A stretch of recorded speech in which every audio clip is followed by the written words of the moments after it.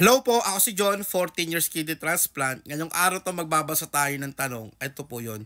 Sir, 14 years ka na. So, ba't ganun? Hindi pa rin na-adapt ng katawan mo yung bago mong kidney? Yan, ganito yung mga tanong na masarap sagutin. Hindi yung kung ano-ano yung tinatanong nyo. Anyway, explain ko po sa inyo, Sir EJ, para din po sa iba na hindi po nakakaalam. And again, yung sasabihin ko lang po is based lang po sa knowledge na meron ako. And ayun lang po yung isi-share ko sa inyo. Kung may nakakaalam po na masigit sa akin, pwede nyo po akong itama at pwede nyo i-comment sa baba. Anyway po kasi, ganito yan sir. Once po kasi na humantong ka sa kidney transplant, bago ka makalabas ng ospital, kailangan magiging successful lang yung kidney operation after kidney transplant, then nasa isolation room ka. Tapos, after nun, dadaling ka na sa kwarto mo.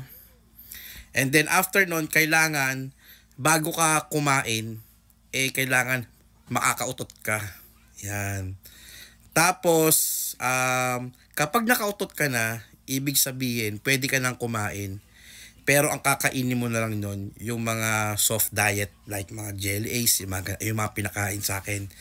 Next thing naman, kailangan makakaihi na po ako nun. Pagkagising ko ng operasyon ko, meron na po akong catheter. Doon kailangan makaihi ako doon. And then sinusukat nila yung ihi ko kung gaano karami. Doon kasi malalaman kung successful na yung kidney transplant. Based lang po sa naiintindihan ko ha. Then pangatlo, bago ako makalabas ng ospital, kailangan meron binigay sa akin na aparato. Yung sa paghinga naman. Meron sa akin pinaihip.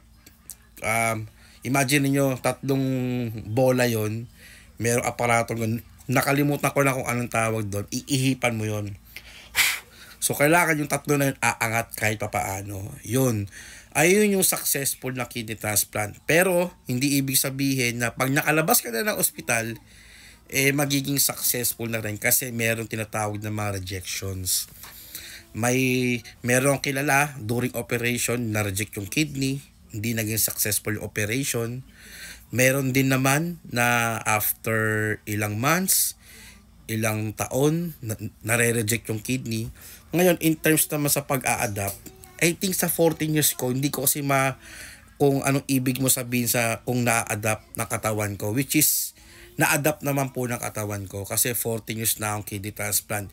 Kung ang tinutukoy nyo po dito sa tanong nyo, kung bakit ako umiinom ng gamot, lifetime po ang medication ng isang kidney transplant. Kung ayun po yung ibig nyo sabihin na hindi na-adapt na katawan ko yung bagong kidney. Kung in terms sa gamot, lifetime po talaga kaming umiinom ng anti-rejection medicine. Para po kasi sa akin, na-adapt ko na po yung kidney ng kuya ko kasi nagpa-function na siya. Okay naman po, nakakaihi na ako na maayos. Nakakakain ako na maayos, nakakainom ako ng tubig. Yun. Baka ayun po yung ibig nyo sabihin.